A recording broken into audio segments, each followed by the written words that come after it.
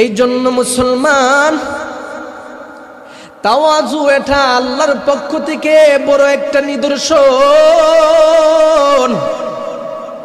দুনিয়ার জমিনের মধ্যে যারা আমার মাওলার দরবারে বিনয়ী মুমিন হিসেবে প্রতিষ্ঠিত হতে পারছে, তাদেরকে আমার মাওলার দরবারে গ্রহণযোগ্য মুমিন হিসেবে ঘোষণা প্রদান করা হয়েছে। এই জন্য আরেক হাদিসের মধ্যে আমার নবী বলেন, দুনিয়াতে যারা তাওয়াজু অন্বেষণ করতে পারে নাই, তারা কখনো আল্লাহর জান্নাতের কাছেও যেতে পারবে না। ক্বালা রাসূলুল্লাহ সাল্লাল্লাহু আলাইহি ওয়াসাল্লাম, লা ইয়াদখুলুল জান্নাতা মান কানা ফি কলবিহি মিসকালু যাররাতিন মিন কিবার। আল্লাহর নবী বলেন, একটা বান্দা কখনো আল্লাহর জান্নাতের ভিতরে প্রবেশ করতে পারবে না যতক্ষণ পর্যন্ত ওই বান্দাটা নিজেকে কিবার থেকে বাঁচাতে না পারবে। অর্থাৎ অহংকার মুক্ত জিন্দেগি থেকে, অহংকার মুক্ত জিন্দেগি যতক্ষণ পর্যন্ত আমার মাওলার দরবারে দেখাতে না পারবে, ততক্ষণ পর্যন্ত ওই বান্দাটা জান্নাতি মুমিনের কাফেলার ভিতরে প্রবেশ করতে পারবে না। যদি আমার দিলের ভিতরে বিন্দু পরিমাণ অহংকার থাকে, তাহলে ভালো করে শুনে নেন, আমার মাওলার কাছে আমি বড় বরবাদী বান্দা হিসাবে উপস্থিত হতে হবে। কারণ দুনিয়ার জমিনের মধ্যে যত মানুষ, যত বড় আবেদ হয়েছে, শ্রেষ্ঠ আবেদ আল্লাহওয়ালা মুমিনের গুণে গুণান্বিত হয়েছেন, এরপরেও তাদের দিকে তাকালে দেখা যায় শেষ জীবনে তিনি আল্লাহওয়ালা হতে পারে নাই। শেষ জীবনে সে আমলকে তিনি ঠিকভাবে নিজের মধ্যে রাখতে পারে নাই। শুধুমাত্র একটাই কারণ, তিনি যেই পরিমাণে আমল করেছে সেই পরিমাণে তার জীবনটাকে অহংকার মুক্ত করতে পারে নাই। আমল করছে একদিকে, অপর দিকে মনে মনে ভাবছে আমি তো সবার চেয়ে থেকে বড়, আমি তো সবার চেয়ে থেকে বড় জাকিরিন জিকিরওয়ালা হয়ে গেলাম, আমি তো সবার চেয়ে থেকে বড় নামাজি হয়ে গেলাম, আমি তো সবার চেয়ে থেকে দিনদার হয়ে গেলাম, আমি তো আমার সন্তানদেরকে নেককার বানায় ফেললাম, আমি তো আমার সন্তানকে বড় শিল্পপতি বানায় ফেললাম, আমি তো আমার সন্তানকে বড় শিক্ষিত বানায় ফেললাম। ওই ব্যক্তি এইভাবে সন্তানদেরকে নিয়ে একের পর এক ফখর করতে থাকে, একের পর এক নিজেকে বড় মনে করতে থাকে, একের পর এক নিজের ইবাদত নিয়েও নিজেকে বড় মনে করতে থাকে। আমার আল্লাহ বলেন, বান্দা তুমি যেই পরিমাণে ইবাদত করেছো এর চেয়ে থেকে বেশি অহংকার করেছো, যার কারণে আমি আল্লাহ তোমার সমস্ত ইবাদতকে ধ্বংস করে দিলাম। নাউযুবিল্লাহি মিন যালিক।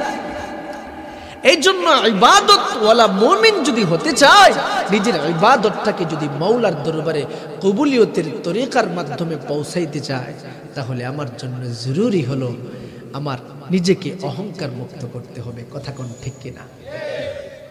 অহংকার মুক্ত করতে হবে। কারণ আমরা সকলেই জানি অহংকারের কারণে দুনিয়াতে সবচেয়ে থেকে বড় আলেম, সবচেয়ে থেকে বড় আবেদ কুরআনুল কারীমের মাধ্যমে স্পষ্ট প্রমাণ।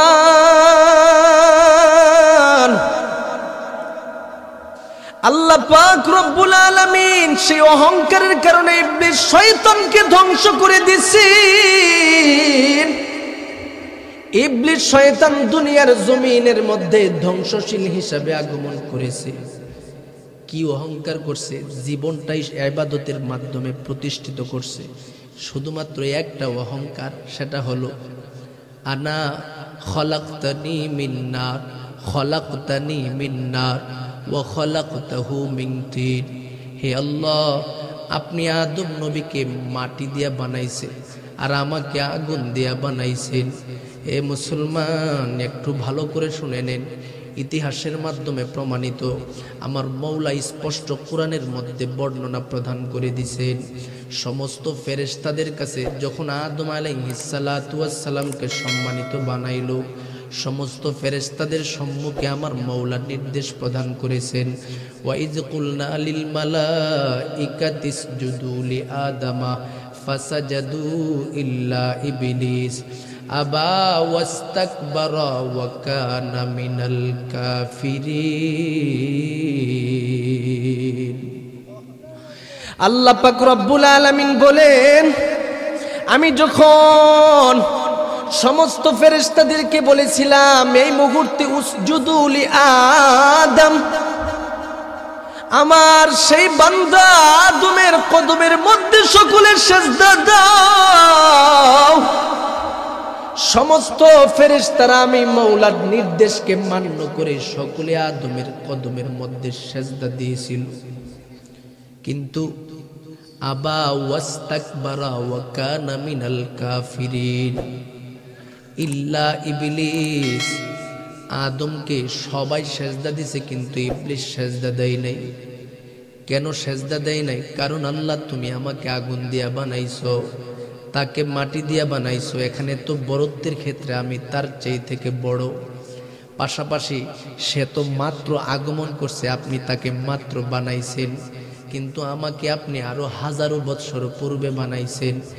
আজ পর্যন্ত হাজারো বৎসর পর্যন্ত আপনি মাওলার ইবাদত করতেছি, আর এই ইবাদতের কারণে আমি মাওলার আমি ইবলিসের উপরে খুশি হওয়ার কারণে আপনি আমাকে মুআল্লিমুল মালায়েকা হিসাবে প্রতিষ্ঠা করে দিয়েছেন। সুতরাং আল্লাহ, আমি সমস্ত ফেরেশতাদের সর্দার, আমি সমস্ত ফেরেশতাদের শিক্ষক,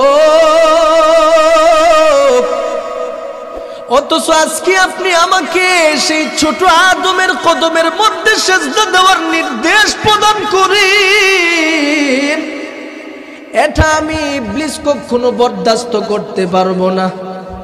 আল্লাহ, আমি এই নির্দেশটা মানতে পারতেছি না। আল্লাহ তাআলা ডেকে ডেকে বলেন, ইবলিস, এত দ্রুতই তোমার উপরে এমন বরত্বতার গুণাগুণ চলে আসছে, এত বড় অহংকারীদের ওই চাবিগুলোর জন্য বড় শক্তিশালী মানুষকে রাখা হতো, এই চাবিগুলির ওজন তথা তা ধারণ করার জন্য। সুবহানাল্লাহ, এত শক্তিশালী এত টাকাওয়ালা আল্লাহ তাআলা তাকে বানাইছিল, কিন্তু তার শুধু একটাই শর্ত ছিল, সে তার টাকার গরমের কারণে, সম্পদের গরমের কারণে, অহংকারের কারণে আল্লাহকে পর্যন্ত সে অস্বীকার করে ফেলেছিল। আর জোরে বলেন নাউজুবিল্লাহ। এই জন্য মুসলমান অহংকার করা যাবে না, অহংকার থেকে নিজেকে সর্বহালাতে বাঁচায় রাখতে হবে। আজকে আমি আলেম হয়ে গেলাম, আজকে আলেম হওয়ার কারণে আমি বড় অহংকারী হয়ে গেলাম, সেটা আমার মাওলা মুহূর্তের জন্য বরদাস্ত করতে পারবে না। কারণ অহংকার নামক যেই চাদরটা রয়েছে সেটা একমাত্র মুতাকাব্বির আমার আল্লাহ। কে মুসলমান? আর জোরে আওয়াজ দিয়ে বলেন, কে? আল্লাহ। একমাত্র আমার আল্লাহ। অহংকারের চাদর শুধুমাত্র আমার আল্লাহর কাছে। কোনো একটা ব্যক্তি যদি নিজেকে অহংকারী হিসাবে প্রতিষ্ঠা করতে চায়, নিজেকে বড় দাবি করতে চায়, সে যেন আমার মাওলার অহংকারের চাদরের মধ্যে টানতেছে, যার কারণে ওই বান্দার ব্যাপারে আমার মাওলা ঘোষণা, যেই ব্যক্তি আমি মাওলার অহংকারের চাদর টানতেছি, ওই বান্দা মৌলিকভাবে সে তার জিন্দেগিটাকে ধ্বংসের পথে নিয়ে যাচ্ছে। এই জন্য অহংকার থেকে নিজেকে বাঁচাতে হবে। যে ব্যক্তি অহংকার করবে সেই ব্যক্তির ব্যাপারে আল্লাহ পাক রব্বুল আলামিনের ঘোষণা, সেটা হলো, এ বান্দা, তুমি যদি অহংকার করো তোমার পতন আমি আল্লাহর কাছে নগদ। আর যদি অহংকার করার ফলে আমি আল্লাহর কাছে তওবা করো, তাহলে আমি আল্লাহ তাআলা তোমাকে মাফ করার একটা ঘোষণা রাখতেছি। কারণ আমি আল্লাহ এমন প্রভু, যেই প্রভু অহংকার, অল্প একটু বিন্দু পরিমাণ অহংকার থাকার কারণে বড় বড় নবীগণকে পর্যন্ত আমি আল্লাহ শাস্তি প্রদান করেছি। পয়গম্বর সুলাইমান আলাইহিস সালাতু ওয়াস সালামের ইতিহাস আমরা সকলেই জানি। আল্লাহ পাক রব্বুল আলামিন পয়গম্বর সুলাইমান আলাইহিস সালাতু ওয়াস সালামের দিলের ভিতরে শুধুমাত্র জায়েজ তরিকায় একটা অহংকারের নিদর্শন ছিল বিন্দু পরিমাণ, যার কারণে আল্লাহ তাআলা 1 বৎসর পর্যন্ত ওনাকে শাস্তি দিয়েছিলেন।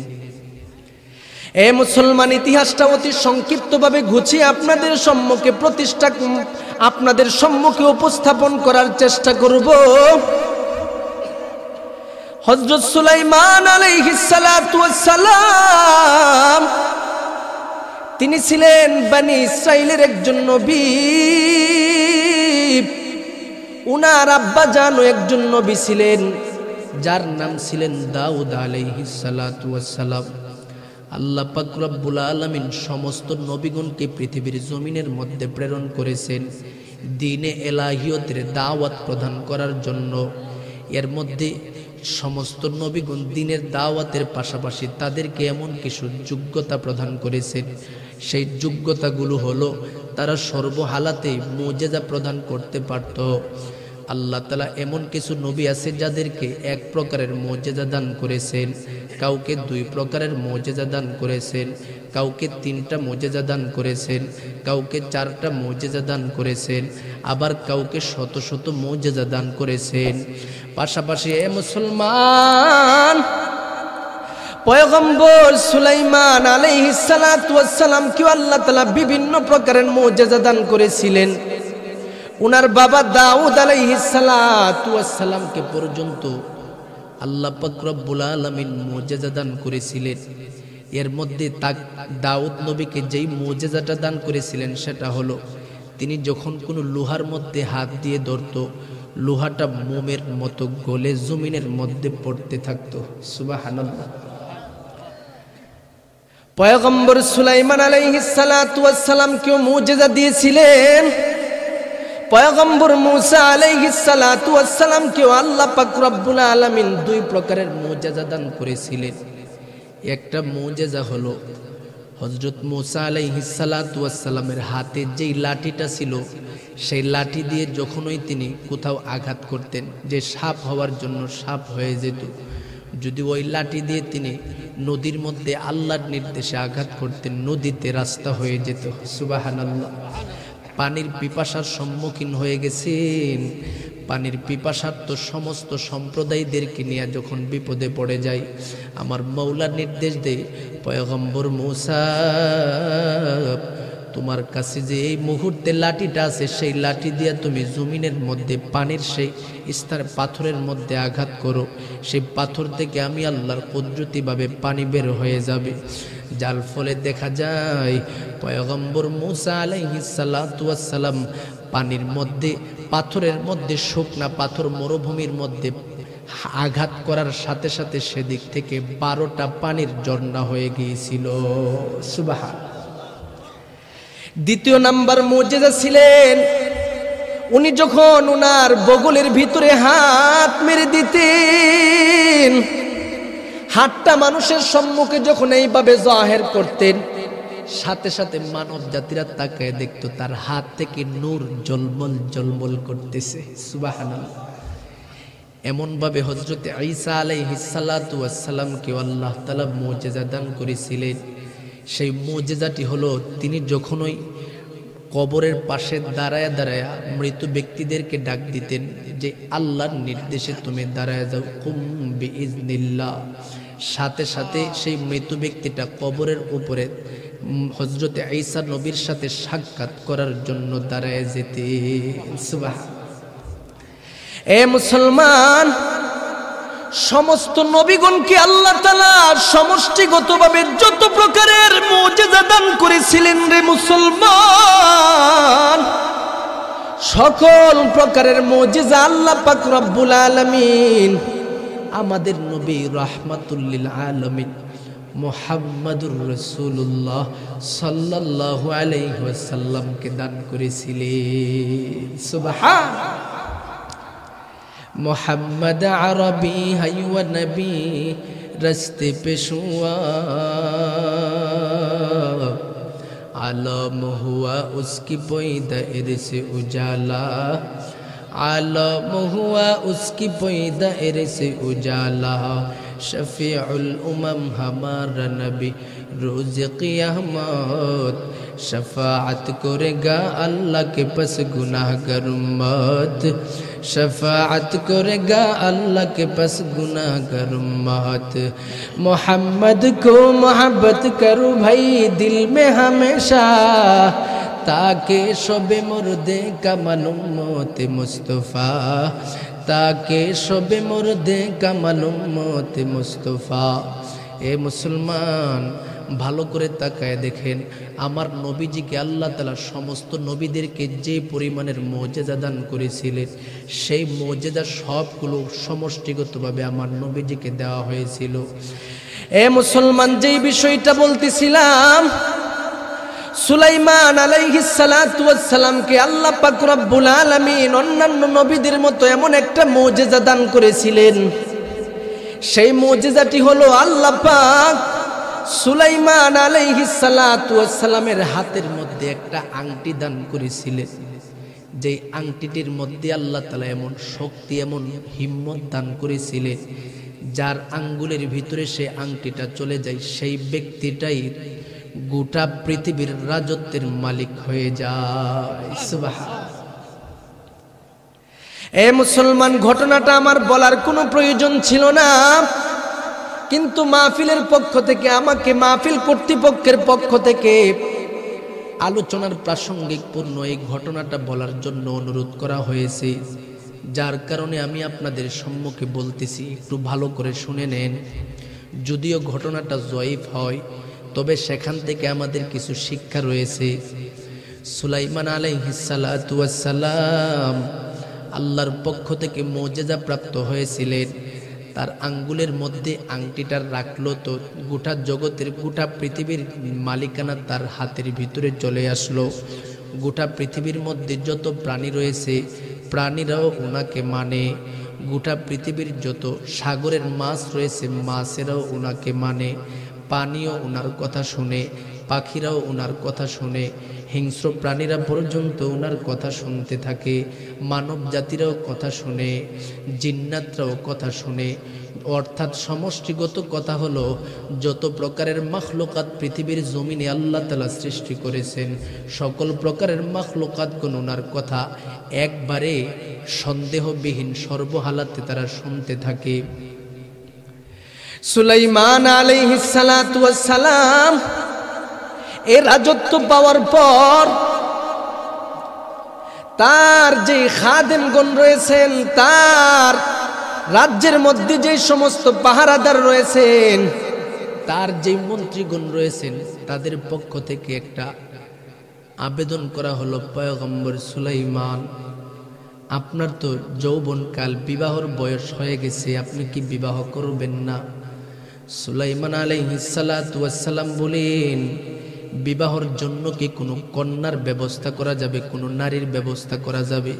বলে হ্যাঁ, করা যাবে। তাহলে তোমরা আমার মন মতো নারীর ব্যবস্থা করতে পারবা কি? বলে হ্যাঁ, করতে পারবো। তাহলে ভালো করে শুনো, যেই নারীটাকে আমি বিবাহ করব তার মধ্যে 4টা গুণ থাকতে হবে। এর মধ্যে 1 নাম্বার গুণ, ওই নারীটা সুন্দরী হতে হবে। 2 নাম্বার গুণ, ওই নারীটা হাসাবি তথা বংশধরের ক্ষেত্রে তার বংশ ভালো হতে হবে। 3য় নাম্বার গুণ হলো সে ধার্মিক হতে হবে। 4র্থ নাম্বার গুণ হলো এই নারীটাকে পৃথিবীর জমিনের মধ্যে কোনো যুবক ছেলে অর্থাৎ কোনো বেগানা পুরুষ তাকে দেখে নাই এমন একজন নারী হতে হবে। গোটা রাজ্যের মধ্যে খবর দেওয়া হলো, এই সমস্ত রাজ্যবাসীদের দল আমাদের বাদশা সুলাইমান আমাদেরকে নির্দেশ প্রদান করেছেন তিনি বিবাহ করবেন, সুতরাং ওনার জন্য একটা কন্যার প্রয়োজন, একটা নারীর প্রয়োজন, যার 4টা গুণ থাকতে হবে। গোটা রাজ্যের মধ্যে এই দিকে খবর ছড়ে গেল। সমস্ত মানব জাতিরা পাগলের মতো তাদের কন্যা সন্তানের বিবাহর প্রস্তাব দিয়া কাগজের চিঠির মাধ্যমে লিপিবদ্ধ করে সুলাইমান পয়গম্বরের বাড়িতে আগমন করতেছে। হাজারো হাজারো চিঠি আসতেছে, একটার মধ্যেও সুলাইমান নবী তাকায় দেখে পরিপূর্ণ গুণাগুণ খুঁজে পাওয়া যায় না। এই খবরটা ধারাবাহিকভাবে শুনতে নদীর পার দ্বীপের মধ্যে একজন জেলে, সেই জেলের কান পর্যন্ত পৌঁছে গেল। সেই জেলে ব্যক্তি তার দিলের মধ্যে একটা আকাঙ্ক্ষা জাগলো, সুলাইমান নবী যেই 4 গুণওয়ালা কন্যা, যেই 4 গুণওয়ালা বিবি চাই, সেই 4 গুণওয়ালা বিবি তো সুলাইমান নবী পাবে। সেই 4 গুণওয়ালা বিবি তো আমার ঘরের মধ্যে আছে, আমার কন্যা। আমার কন্যা তো সুন্দর রয়েছে, আমার কন্যার মধ্যে আর একটা গুণ রয়েছে, আমার কন্যাটা বড় ধার্মিক, আমার কন্যার মধ্যে আর একটা গুণ রয়েছে, আমার কন্যাটা মুহূর্তের জন্য কোনো পুরুষের সম্মুখে কখনো যায় নাই, আমার কন্যাকে কোনো পুরুষ দেখতে পারে নাই, আমার কন্যা সন্তানের চেহারাটা কোনো বেগানা পুরুষ দেখতে পারে নাই। এ পর্দার অন্তরালের মা, ওয়াকিয়াটা শুনতেছেন, ভালো করে মনোযোগের সাথে শুনে নেন। আজকে বাড়িতে যাবেন, একটু দিলের কান লাগায় শুনে পর্দার বিষয়টা শুনিয়া নেন। আল্লাহ পাক রব্বুল আলামিন আপনাদেরকে দুনিয়ার জমিনের মধ্যে সর্বোচ্চ সম্মান দিয়ে প্রেরণ করেছেন, যার কারণে আপনাদের গর্ভ থেকে যে সন্তানগণ আগমন করেন, এই সমস্ত সন্তানগণের ব্যাপারে আমার আল্লাহ যে ঘোষণা প্রদান করেছেন। আল্লাহর নবীর কাছে একজন সাহাবী আগমন করলো, ডেকে ডেকে বলেন, পয়গম্বর, পৃথিবীর জমিনের মধ্যে আমার পক্ষ থেকে সবচেয়ে থেকে সম্মানের যোগ্য কে হবে? আল্লাহর নবী বলেন, উম্মুকা, তোমার মা। আবার সাহাবী বলেন, ইয়া রাসূলুল্লাহ, অতঃপর কে হবে? আল্লাহর নবী বলেন, উম্মুকা, তোমার মা। আবার সাহাবী বলেন, অতঃপর কে হবে? সাহাবী আবার আমার নবী বলেন, উম্মুকা, তোমার মা। আবার সাহাবী বলেন, অতঃপর কে হবে? আল্লাহর নবী বলেন, আবুকা, তোমার বাবা। সাহাবী আবার ডেকে ডেকে বলেন, পয়গম্বর, অতঃপর কে হতে পারে? সাথে সাথে বলেন, তোমার বাবা মার হক আদায় করার পর, তোমার বাবা মার সম্মানের পর আত্মীয় স্বজনদেরকে সম্মান করবা। এই ঘোষণাটা আমার নবীজি প্রদান করেছিলেন। এ পর্দার অন্তরালের মা, আপনাদেরকে আমার নবীজি এত বড় সম্মান দান করেছেন। আপনি যখন একটা ছেলে সন্তানের মা হয়ে যাবেন, আপনাকে 3 গুণ পরিমাণ সম্মানের ঘোষণা আমার নবীজি দান করেছেন। পাশাপাশি আপনার যে স্বামী পুরুষ হিসাবে পৃথিবীতে আগমন করেছে, ওনাকে শুধু 1 গুণ সম্মানের ঘোষণা দিয়েছেন। সুতরাং এই হাদিসের মাধ্যমে ভালো করে বুঝিয়া নেন, আপনারা কেমন পরিমাণের সম্মানিত হিসাবে মাওলার দরবারে উপস্থিত হয়েছেন। এ মা, একটু নিজেদের দিকে তাকায় দেখেন, আপনাদের মতো মায়ের গর্ভ থেকে বড় বড় আল্লাহওয়ালা জন্ম হয়। আপনাদের মতো মায়ের গর্ভ থেকে আব্দুল কাদের জিলানীর মতো আল্লাহওয়ালা জন্ম হয়। আপনাদের মতো মায়ের গর্ভ থেকে মঈনুদ্দিন চিশতি রহমাতুল্লাহি আলাইহির মতো আল্লাহওয়ালা সন্তান জন্মগ্রহণ করে, আপনাদের মতো মায়ের গর্ভ থেকে দুনিয়ার জমিনের মধ্যে শ্রেষ্ঠ শ্রেষ্ঠ সন্তানের আগমন করি। সুতরাং এ পর্দার অন্তরালের মা, আপনাদের কাছে আমার পক্ষ থেকে একটা শুধুমাত্র অনুরোধ করে যাই, পর্দা হলো আপনাদের সম্মানের সবচেয়ে থেকে বড় একটা মাধ্যম। যদি আপনারা নিজেদেরকে ঢেকে রাখতে পারেন, আপনাদেরকে আল্লাহ সম্মান দান করবে। কারণ আপনি আপনার স্বামীর পক্ষ থেকে নিজেকে আমানত হিসাবে রাখতে হবে। কিভাবে রাখবেন? সেটা হলো পর্দা, যাতে করে আপনাকে কোনো বেগানা পুরুষ দেখতে না পারে, আপনাকে আপনার যে দেবর রয়েছে সেই দেবরও দেখতে না পারে, আপনার যে দুলাভাই রয়েছে সেও আপনাকে দেখতে না পারে। আপনার আত্মীয় স্বজনের মধ্যে মা বাবা ছাড়া, মা বাবার ঊর্ধ্বের পর ঊর্ধ্বে নানা নানি, দাদা দাদি, পাশাপাশি দাদা দাদি সহ আরও যতজন মাহরাম রয়েছে তারা ছাড়া বাকি যত বেগানা পুরুষ রয়েছে তারা যেন আপনাকে দেখতে না পারে। সেভাবে যদি আপনার জীবনটাকে প্রতিষ্ঠা করতে পারেন, তাহলে আমার মাওলার দরবারে বড় মকবুল হতে পারবেন রে মা। এই জন্য পর্দার অন্তরালের মাদেরকে সেই বিষয়টা প্রাসঙ্গিকপূর্ণ বলে গেলাম।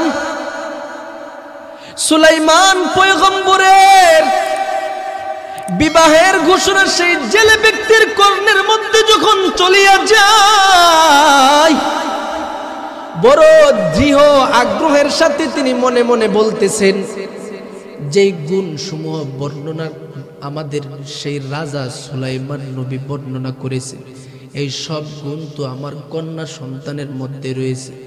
আমি যদি আমার কন্যাটিকে ওনার কাছে বিবাহ দিতে পারি, দুনিয়াতে আমার কোনো কিছুর প্রয়োজন নাই।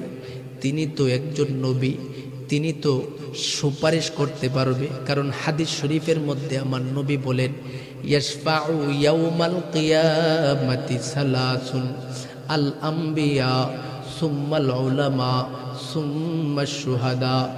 আল্লাহ পাক হাসরের ময়দানের মধ্যে 3 প্রকারের ব্যক্তিকে সুপারিশের যোগ্যতা দিবে।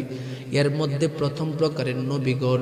সুতরাং নবীগণ যেহেতু সুপারিশ করবে, আল্লাহর বান্দা মনে মনে ভাবতেছে জীবনে ইবাদত কতটুক পর্যন্ত করলাম সেটা তো আমার মাওলার দরবারে আমি দেখাতে পারবো না। তবে আমার কন্যা সন্তানটিকে যদি পয়গম্বর সুলাইমানের হাতে দিয়ে দিতে পারি, তাহলে কাল হাসরের ময়দানে একটা মাত্র নিদর্শন আমি মাওলার কাছে দেখাইতে পারবো। সেটা হলো আল্লাহ আমার কন্যা সন্তানটিকে ভালো করে পর্দাশীন বানায়া আপনার পয়গম্বর সুলাইমান নবীর হাতে দিয়েছিলাম, যার কারণে আপনি আমাকে আজকে এই কঠিন মুহূর্তের মধ্যে মাফ করে দেন। এইভাবে তিনি চিন্তা করতেছেন, মনে মনে বড় ইচ্ছা সুলাইমান নবীর কাছে তার কন্যাটাকে বিবাহ দিবে। অন্যান্য মানুষের মতো তিনি দরখাস্ত লিপিবদ্ধ করেছেন, আমি একজন জেলে, আমার কন্যা সন্তান আছে, আপনার যত গুণাগুণ আপনি বর্ণনা করেছেন সমস্ত গুণাগুণ আমার কন্যা সন্তানের মধ্যে রয়েছে। বিশেষ করে আপনি যেই বিষয়টা বলেছেন এই কন্যা সন্তানটিকে কেউ যেন দেখতে না পায়, অর্থাৎ এমন কোনো পুরুষ নাই যে এই কন্যা সন্তানটিকে দেখেছে এমন যেন নিদর্শন তার মধ্যে না থাকে। এই গুণটা বিশেষ করে আমার কন্যার মধ্যে রয়েছে। সুতরাং নবী আপনি আমার কন্যা সন্তানকে বিবাহ করতে পারেন। এইভাবে দরখাস্ত লিপিবদ্ধ করে রাজদরবারের মধ্যে প্রেরণ করা হলো। সুলাইমান আলাইহিস সালাতু ওয়াস সালাম সকল চিঠিগুলো পড়লেন। চিঠির সময় যেতে যেতে হঠাৎ ওনার কাছে একটা চিঠি চলে গেল।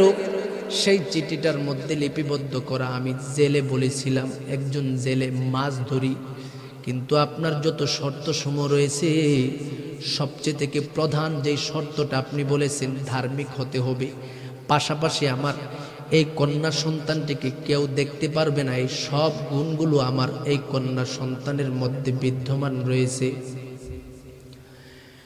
সুলাইমান পয়গম্বর চিঠিটা দেখার সাথে সাথে যখন প্রথম সেই চিঠির যে উপরের অংশটা তিনি পড়লেন সেখানের মধ্যে আছে আমি জেলে। জেলে শব্দটা দেখার সাথে সাথে তার চেহারাটা মলিন হয়ে গেল। তিনি মনে মনে ভাবতেছেন সাহস তো কম না, আমি গোটা পৃথিবীর বাদশাহ, আমার আঙ্গুলের ইশারায় গোটা পৃথিবী চলে, সমস্ত মখলুকাত আমার কথা মোতাবেক চলে।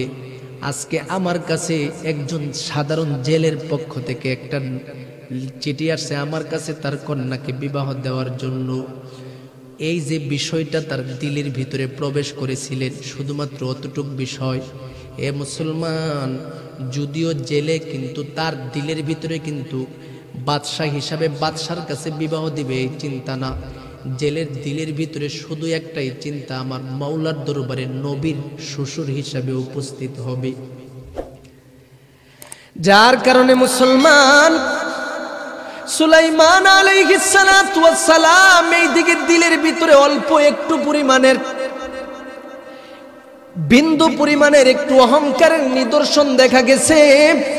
আমি একজন বাদশাহ, গোটা পৃথিবীর সব মাখলুকাত আমি সুলাইমানের কথা মোতাবেক চলে, রাজ্যের মালিকানা আমার কাছে জেলে চিঠি লিখছে তার মেয়েকে বিবাহ দেওয়ার জন্য, কখনো হতে পারে না।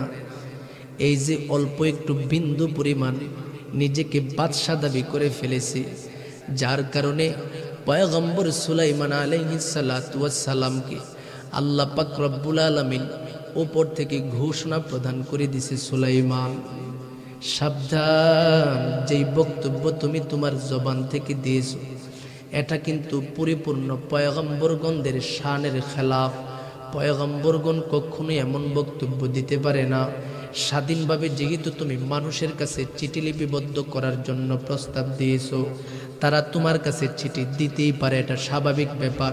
কিন্তু তোমার দিল থেকে যে একটা হালাত তুমি তোমার দিলটাকে করেছো, চেহারাটাকে করেছো, এই বিষয়টা আল্লাহ তাআলা পয়গম্বর সুলাইমানকে জানায় দিল। এখন আল্লাহ পাক রব্বুল আলামিনের সিদ্ধান্ত, পয়গম্বর সুলাইমান নবী হওয়ার পরেও তার দিলের ভিতরে অল্প পরিমাণে সেই কিবার তথা বরত্বের গুণাগুণ দেখা যায়। সুতরাং তাকে আমার মওলা পরীক্ষামূলক একটা শাস্তি দেওয়ার জন্য সিদ্ধান্ত নিয়েছেন, যার কারণে পয়গম্বর সুলাইমান আলাইহিস সালাতু ওয়াস সালাম তিনি যখন টয়লেটের মধ্যে যেতেন, আল্লাহর পক্ষ থেকে আদিষ্ট ছিলেন যে আংটিটা আমি রাজ্যের জন্য দিয়েছি, রাজত্ব চালানোর জন্য, সেই আংটিটা নিয়ে কিন্তু কখনো তুমি টয়লেটের ভিতরে যাবে না। এটা যখনই তুমি টয়লেটে যাবে তখন তুমি একজনের কাছে দিয়ে যাবা, পরবর্তীতে তুমি সেটা নিয়ে নিবা। সময়ের ধারাবাহিকতায় পয়গম্বর সুলাইমান আলাইহিস সালাতু ওয়াস সালাম টয়লেটের ভিতরে যাবে, দারোয়ানের কাছে আংটিটা দেওয়া হলো। দারোয়ানকে বলেছেন, নাও নাও আমার আংটিটা রাখো, টয়লেট থেকে বের হওয়ার পরে দিয়ে দিবা। আর সিংহাসন থেকে বের হওয়ার পূর্ব মুহূর্তে সিংহাসনের পাশে একজন জিন রয়েছে, সেই জিনকে পাহারাদার হিসাবে রাখছি আর বলছি, আমি যতক্ষণ পর্যন্ত টয়লেট থেকে না আসবো অতঃপর আমি তোমাকে যতক্ষণ পর্যন্ত না বলবো, এই সিংহাসনের পাশ থেকে যেইভাবে চেহারা আছে সেইভাবেই রাখবা, একটা মুহূর্তের জন্য এদিক সেদিক চেহারাটাকে নিবা না। এই ঘোষণা দিয়ে যখন সুলাইমান পয়গম্বর টয়লেটের ভিতরে প্রবেশ করলেন, হঠাৎ কিছুক্ষণ পরে একজন জিন শয়তান সে সিদ্ধান্ত নিয়েছে পয়গম্বর সুলাইমান আলাইহিস সালাতু ওয়াস সালামের যে আংটিটা, এই আংটিটা সে ষড়যন্ত্র করে নিয়ে যাবে। যার কারণে সে সিদ্ধান্ত নিয়েছে পয়গম্বর সুলাইমান আলাইহিস সালাতু ওয়াস সালামের চেহারার নেই তার চেহারাটাকে বানাবে। যার কারণে, কারণ তারা তো যে কোনো মানুষের চেহারার রূপ ধারণ করতে পারে, একমাত্র শয়তান জিন্নাতরা আমাদের নবীজি সারা পৃথিবীর জমিনের যে কোনো মানুষের যার ইচ্ছা তার এই রূপ ধারণ করতে পারে। সুবহানাল্লাহ। আমাদের নবীজির চেহারা ছাড়া পৃথিবীর যত মাখলুকাত আছে সবার রূপ ধারণ করতে পারে, একমাত্র আমার নবীজির চেহারা কেউ ধারণ করতে পারে না। এজন্য আল্লাহর নবী বলেন, কেউ যখন তোমরা আমি নবীজিকে স্বপ্নে দেখবা রজনীতে, তাহলে আমি নবীজিকে তোমরা যে স্বপ্নে দেখেছো এটা সত্য স্বপ্ন দেখেছো। সুবহানাল্লাহ। শয়তান আমার মতো হতে পারে না। শয়তান জিন এবার সুলাইমান আলাইহিস সালাতু ওয়াস সালামের রূপ ধারণ করছেন। রূপ ধারণ করে যার কাছে আংটিটা রাখা ছিল সেই আংটিওয়ালা ব্যক্তির কাছে আগমন করে দারোয়ানের কাছে এসে বলতেছে, এই দে আংটি। সাথে সাথে আংটিটা দিয়ে দিল। অতঃপর এই শয়তান জিনটা বলতেছে, ভালো করে শুনে নাও, আমি খবর পেয়েছি আমার এই রাজ্যের মধ্যে নাকি আমি সুলাইমানের মতো চেহারাওয়ালা আরেকজন সুলাইমানের আবির্ভাব ঘটেছে। এই জন্য অন্য কোনো সুলাইমান, আমি সুলাইমানের চেহারাওয়ালা আবির্ভাব যদি কোনো ব্যক্তিকে তোমরা দেখতে পাও, সাথে সাথে তার প্রতিহত করবা। তাকে শয়তান, সে শয়তান ছাড়া আর কোনো কিছু হতে পারে না। এই জন্য যত প্রকারের শাস্তি রয়েছে সকল প্রকারের শাস্তি প্রদান করবা। এই কথা বলার পর আংটি তার হাতে চলে গেলে তো গোটা রাজ্যের সমস্ত ক্ষমতা তার হাতে এসে পড়েছে।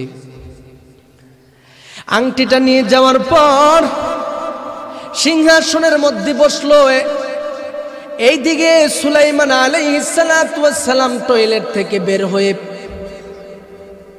দারোয়ানের কাছে বলতেছে, দারোয়ান আংটি কোথায়?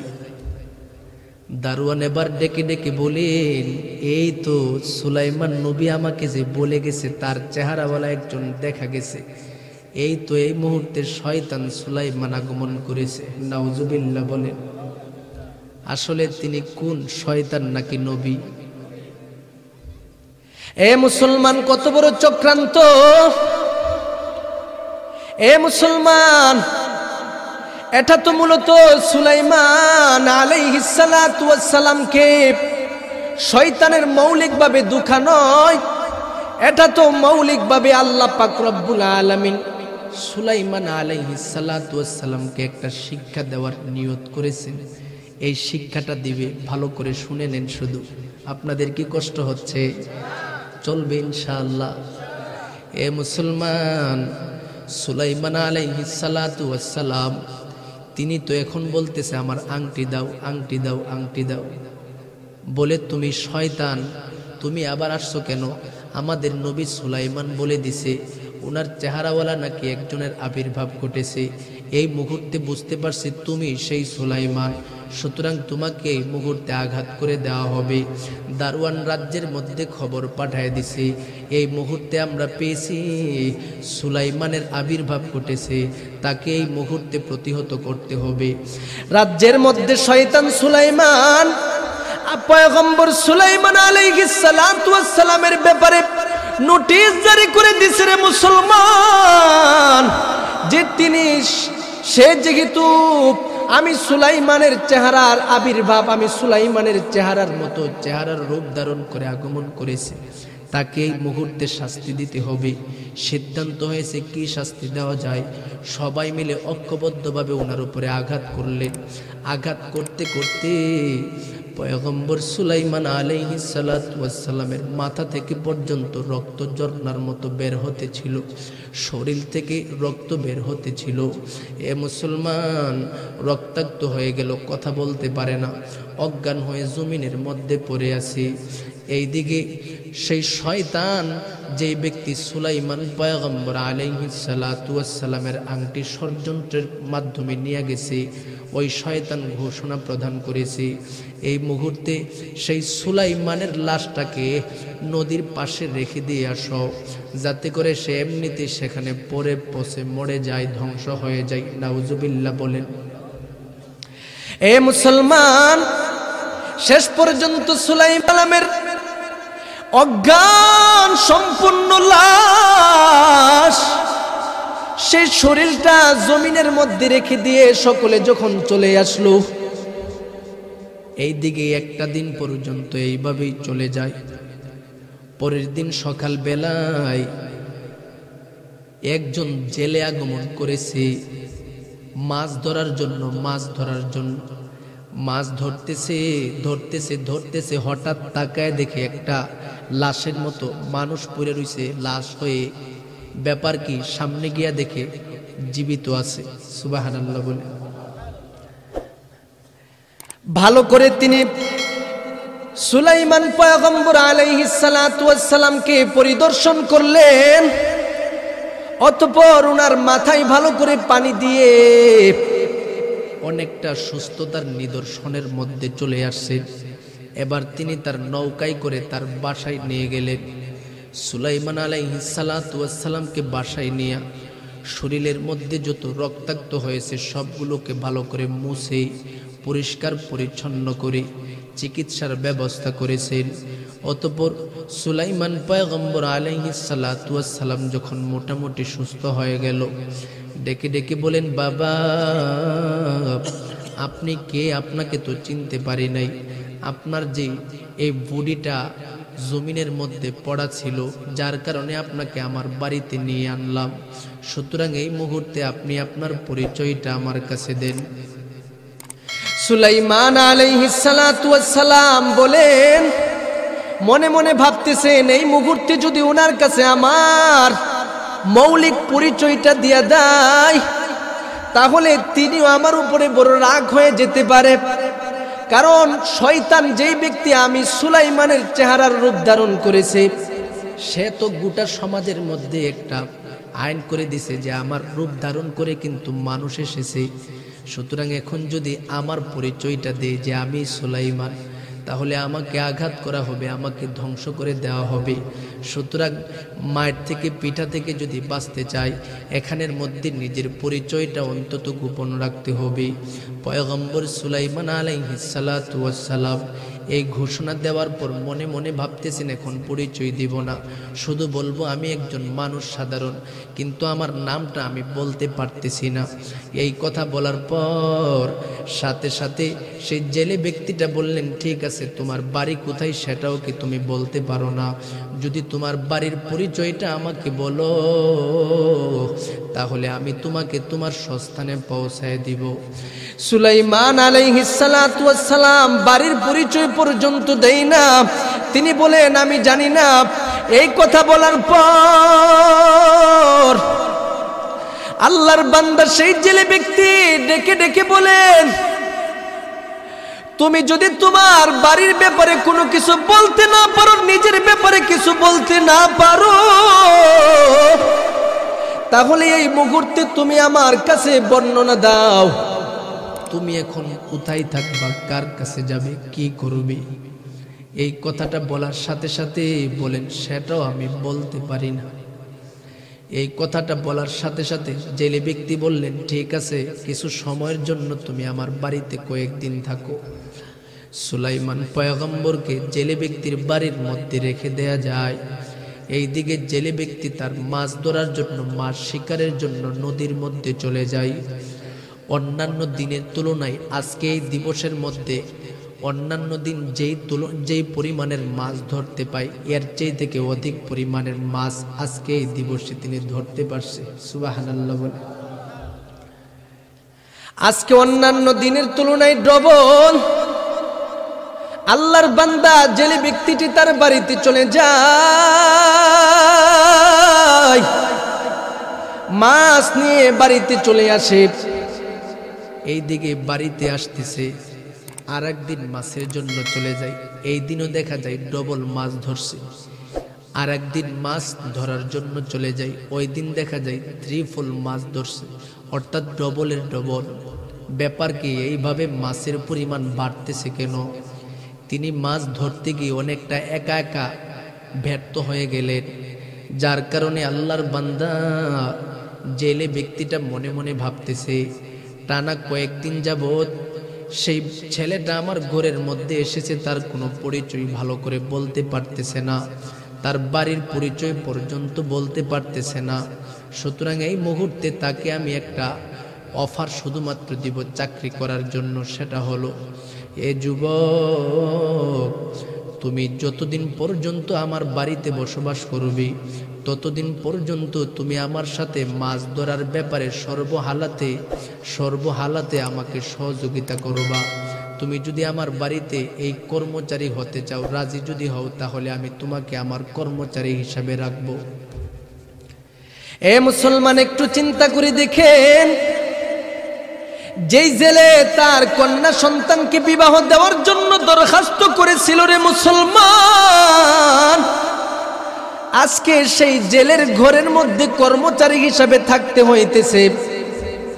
এ মুসলমান, ভালো করে শুনিয়া নেন, সুলাইমান আলাইহিস সালাতু ওয়াস সালাম এই জেলের বাড়ির মধ্যে বসবাস করতেছে, অফার গ্রহণ করেছে। ঠিক আছে, যতদিন পর্যন্ত আমি থাকব ততদিন পর্যন্ত আপনার বাড়িতে আমি আপনার কর্মচারী হিসাবে থাকব।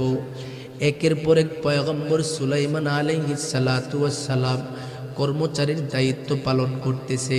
পয়গম্বর সুলাইমান আলাইহিস সালাতু ওয়াস সালাম যেদিন থেকে সেই জেলের সাথে নদীর মধ্যে চলে যায়, সেদিন থেকেই দেখা যায় সুলাইমান আলাইহিস সালাতু ওয়াস সালাম অন্যান্য দিনের তুলনায় আরো অধিক পরিমাণে মাছ তিনি পাইতেছে, তার মালিক পাইতেছে। এই নিদর্শনগুলো দেখে মালিক বড় আশ্চর্যান্বিত হচ্ছে। ব্যাপারটা কি এমন, কেমন, কি যুবক সেই যুবক, যেই যুবক আমার ঘরের ভিতরে আগমন করার পর থেকে আমার শুধুমাত্র মাছের পরিমাণ বৃদ্ধি হতেছে। সুবহানাল্লাহ।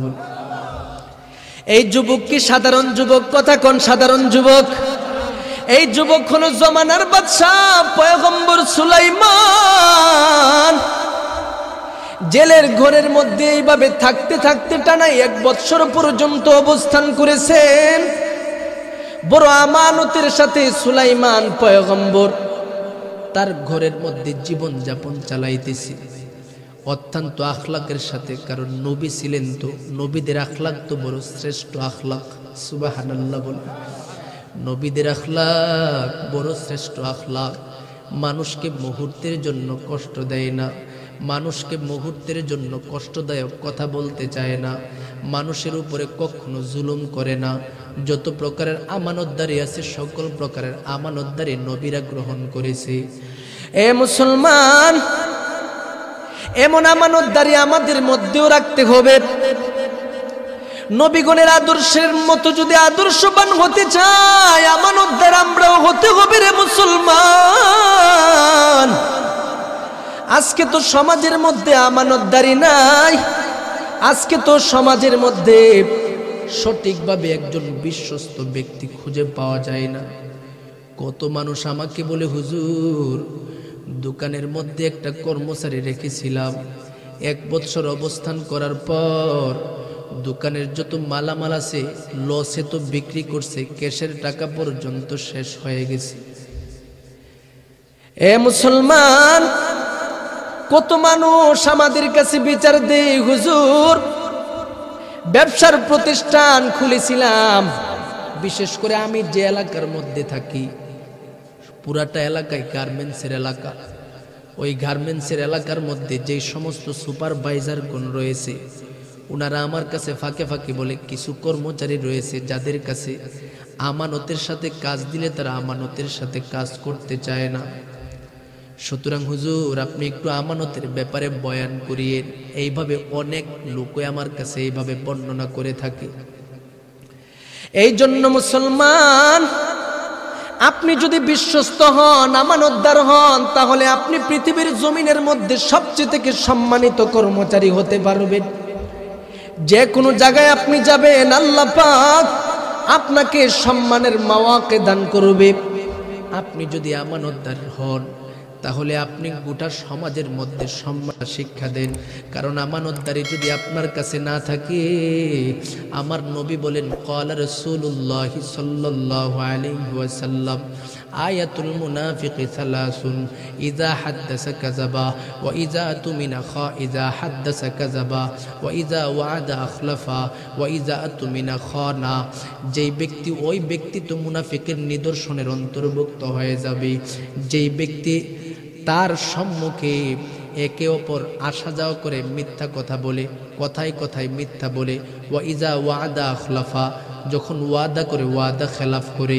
তৃতীয় নাম্বার হলো ওয়া ইজা তুমিনা খানা, যখন ব্যক্তিটা আমানতদার হয়, তার কাছে টাকা পয়সা সম্পদ দেওয়া হয়, সে আমানতের খেয়ানত করে। সুতরাং আমানতদারি হতে হবে। যদি আপনি বিশ্বস্ত হন, তাহলে আপনি মুনাফিকি থেকে নিজেকে বাঁচাতে পারবেন। আর মুনাফিকি থেকে নিজেকে বাঁচায়া রাখা এটাই মুমিন বান্দার আলামত। সুতরাং নবীগণের নিদর্শনের ভিত্তিতে যদি জীবনটাকে পরিচালনা করতে চাই, আমানতদার হতে হবে। যার কারণে পয়গম্বর সুলাইমান আলাইহিস সালাতু ওয়াস সালাম তার আমানতদারি দেখে ওই জেলে ব্যক্তিটা বড় তার জন্য পাগল হয়ে গেছে। সুবহানাল্লাহ বলে। 1 বছর কমপ্লিট হওয়ার পর ওই জেলে সুলাইমান পয়গম্বরকে ডেকে ডেকে বলে, বাবা যুবক, এতদিন পর্যন্ত তুমি আমার ঘরে কর্মচারী হিসাবে ছিলে, সুতরাং তোমার যত কাজ রয়েছে, তোমার যত কিছু আছে, সব কিছু আমার কাছে ভালো লেগেছে রে যুবক। এ যুবক, আজকে তোমার কাছে আমার পক্ষ থেকে একটা প্রস্তাব দিতে চাই, তুমি কি গ্রহণ করবা? ডেকে ডেকে বলেন, কি প্রস্তাব?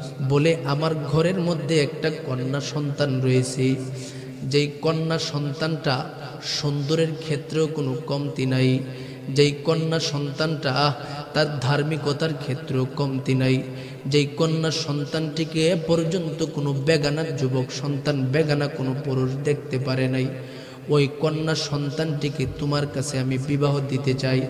যদি তুমি আমার কন্যাটিকে বিবাহ করার ব্যাপারে সম্মতি জানাও, তাহলে আমি সিদ্ধান্ত নিব। পয়গম্বর সুলাইমান আলাইহিস সালাতু ওয়াস সালাম মনে মনে ভাবলেন, এই মুহূর্তে হয়তোবা একটা সুযোগ আমার কাছে এসেছে, এই সুযোগটা যদি কাজে লাগাই তাহলে তার ঘরের মধ্যে থাকার মতো একটা সুবিধা হবে, আমার আত্মীয় স্বজনের ব্যবস্থা হবে। এই সিদ্ধান্ত নেওয়ার পর সুলাইমান আলাইহিস সালাতু ওয়াস সালাম বিবাহের মধ্যে সম্মতি প্রকাশ করলো। এইদিকে জেলে ব্যক্তি তার বিবির সম্মুখে চলে যায়, বিবিকে ডেকে ডেকে বলেন, বিবি আমার, এতদিন পর্যন্ত আমার ঘরের মধ্যে যে যুবক সন্তানটা কাজ করতেছি, সেই যুবকটা তোমার কাছে কেমন লাগলো? বিবি ডেকে ডেকে বলেন, হ্যাঁ, এই যুবক তো অত্যন্ত ভালো যুবক। এই যুবক সন্তান এতদিন পর্যন্ত আমার ঘরের মধ্যে বসবাস করতেছে, একটা দিন বিয়াদবি করে নাই। তার আখলাক বড় সুন্দর, তার চরিত্রটা ভালো, তার আমানতদারি অত্যন্ত ভালো, চমৎকার। সুতরাং স্বামী, এই যুবকটার বালাইয়ের ব্যাপারে যত প্রশংসা শোনার আমি আপনার কাছে সব বলতে পারবো। কোনো দোষ ত্রুটি পর্যন্ত আমি সেই যুবকের কাছ থেকে কিছুও দেখতে পাই নাই। এবার স্বামী ডেকে ডেকে বলেন, বিবি আমার, ভালো করে শুনে নাও, এই যুবকটার কাছে আমি চাই আমার কন্যা সন্তানটাকে বিবাহ দিতে। তুমি যদি এই যুবকটাকে পছন্দ করে থাকো তাহলে আমি সিদ্ধান্ত নিব আমার কলিজার টুকরা একমাত্র কন্যা সন্তানটিকে যুবকের হাতে উঠাইয়া দিব। এবার বিবি ডেকে ডেকে বলেন, স্বামী, যার কোনো পরিচয় নাই, যার কোনো ঠিকানা নাই, তার কাছে আপনার কন্যাকে আপনি বিবাহ দিয়ে দিবেন, এটা কি হতে পারে? বলে, এ বিবি, তার তো আখলাকের অভাব নাই, এতদিন পর্যন্ত আছে, একটা অপরাধ পর্যন্ত করে নাই। সুতরাং তার ভিতরে যে আখলাকের একটা গুণ আছে সেটা স্পষ্ট হয়ে গেছে। তার কাছে বিবাহ দিলে আমার মন বলে আমার কন্যা সন্তানটি মুহূর্তের জন্য দুঃখিত হবে না, অত্যন্ত সুখের শান্তিতে তার জীবনযাপন কাটাবে। এবার লাস্ট পর্যন্ত বিবির কাছ থেকে সিদ্ধান্ত আসলো, ঠিক আছে, আপনি যেহেতু সিদ্ধান্ত নিয়েছেন আপনার কন্যাকে বিবাহ দিতে পারেন। এবার কন্যাকে বিবাহ দেওয়ার জন্য সিদ্ধান্ত নিল, কন্যার কাছে চলে গেল। এরে মা, তোমাকে তো ওই যে যুবক সন্তানটা আমার ঘরের মধ্যে বসবাস করে তার কাছে বিবাহ দিতে চাই, তুমি কি বলো? কন্যা সন্তানটি ডেকে ডেকে বলেন, বাবা, আমার দিলের ভিতরে এই যুগের যে সবচেয়ে থেকে বড় বাদশাহ, আমাদের রাজ্যের মালিকানা যার কাছে রয়েছে, তার ব্যাপারে আমার দিলের ভিতরে বড় ভালোবাসা রয়েছে। তাকে আমি আমার দিলের ভিতরে ভালোবাসার জায়গা দান করে দিছি। এ বাবা, কেন এই রাজাকে, এই সুলাইমান পয়গম্বর বাদশাকে আমার দিলের ভিতরে জায়গা দান করেছি জানেন? কারণ আমি যদি সেই সুলাইমান পয়গম্বরের বিবাহ বন্ধনে আবদ্ধ হতে পারি তাহলে আমার জিন্দেগীর যত ইবাদত রয়েছে সকল প্রকারের ইবাদত নিয়ে আমার মাওলার দরবারে যদিও আমি উপস্থিত হতে না পারি, কিন্তু কাল হাসরের ময়দানে আমার মাওলার কাছে উপস্থিত হয়ে একটা কথা বলতে পারবো, মাওলা, আমি আপনার নবী সুলাইমান পয়গম্বরের বিবি হিসাবে আগমন করেছি, তার ওসিলা দিয়ে আপনি আমাকে মাফ করে দেন। সুবহানাল্লাহ। এ বাবা, সেই পয়গম্বর সুলাইমানের ভালোবাসা আমার দিলের ভিতরে প্রতিষ্ঠা করেছি। কিন্তু বাবা, সেই সুলাইমান পয়গম্বর যেহেতু বিবাহ প্রত্যাখ্যান করেছে, সুতরাং এখন পয়গম্বর সুলাইমানের কাছে যেহেতু আপনারা বিবাহ দেওয়ার ব্যাপারে সিদ্ধান্ত বাতিল করেছেন, ঠিক আছে, এই মুহূর্তে যেই যুবকটা আমার ঘরে এসেছে সেই যুবককে আমি পছন্দ করেছি। এ বাবা, আপনি আমাকে বিবাহ বন্ধনে আবদ্ধ করানোর জন্য সকল প্রকারের যত সরঞ্জামাদি রয়েছে সবকিছু আপনি রাখতে পারেন, এই কথা বলে সম্মতি দেওয়া হলো, বিবাহ হয়ে যাবে। একদিন নির্ধারিত করা হলো, সবকিছু কমপ্লিট হয়ে গেছে, বিবাহ হয়ে গেল। বাবা এবার সিদ্ধান্ত নিল, যেদিন বিবাহ হয়েছে সেদিন তার কন্যাকে স্বামীর সাথে তার বাসর ঘরের মধ্যে দিবে না। পরের দিন তার স্বামীর সাথে তার কন্যা সন্তানটিকে বাসর ঘরে দিবে। যেদিন বিবাহ হয়েছে কমপ্লিট হয়ে গেল, পরের দিন বাসর রজনী। এদিন কন্যা সন্তানটির বাবা সিদ্ধান্ত নিল, আজকে জামাই এবং শ্বশুর দুজন মিলে আমরা দুজন মিলে নদীতে গিয়ে একটু মাছ শিকার করে আসি। যদি বিবাহর মধ্যে বরকত হয় তাহলে আমাদের সম্মুখে আজকে এই দিবসে বরকত আর মাছও বেশি আমাদের জালের মধ্যে লাগতে পারে। অন্যান্য দিনের মতো নয়, আজকে জামাই এবং শ্বশুর দুজন মিলে সেই নদীর মধ্যে চলে যায়। এবার পয়গম্বর সুলাইমান আলাইহিস সালাতু ওয়াস সালাম এবং তার শ্বশুর দুজন মিলে একসাথে মাছ ধরতেছে। আর ওইদিকে বাদশার রাজ্যের মধ্যে যে ঘটনা ঘটেছিল, সেই ঘটনা ঘটতেছে 1 বছর হয়ে গেছে। 1 বছরের ভিতরে রাজ্য তো শয়তানের হাতে, বাদশাহিত্বের দায়িত্ব তো শয়তানের হাতে। আর শয়তানের হাতে থাকার কারণে রাজ্যের মধ্যে বিশৃঙ্খলা সৃষ্টি হয়ে গেছে। গোটা রাজ্যের মধ্যে যত শৃঙ্খলতা রয়েছে সব কিছু অন্বেষণ করতেছে।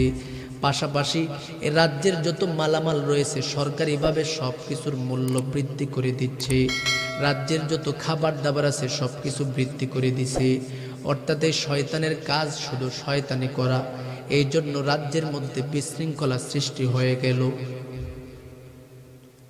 এ মুসলমান, গোটা রাজ্যের মধ্যে যখন মালামালের মূল্য বৃদ্ধি হতে আরম্ভ করেছে,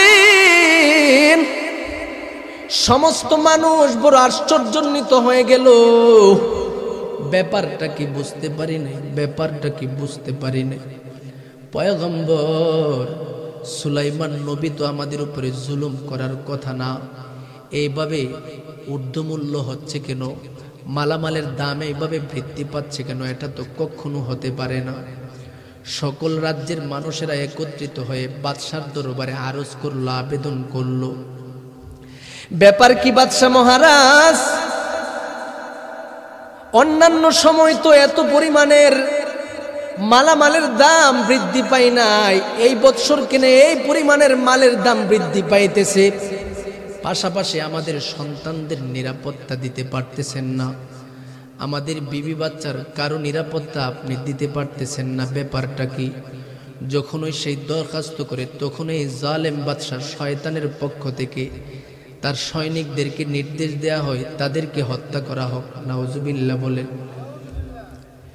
এ মুসলমান, এমন শয়তান, এমন রাজ্য, এমন বাদশা, ওই যুগে যেমন শয়তান শয়তানি করেছিল, এখনো বর্তমান যুগের মধ্যে এমন শয়তানি কারণেওয়ালা বাদশা বর্তমান যুগে অভাব নাই। কথা কোন ঠিক কিনা?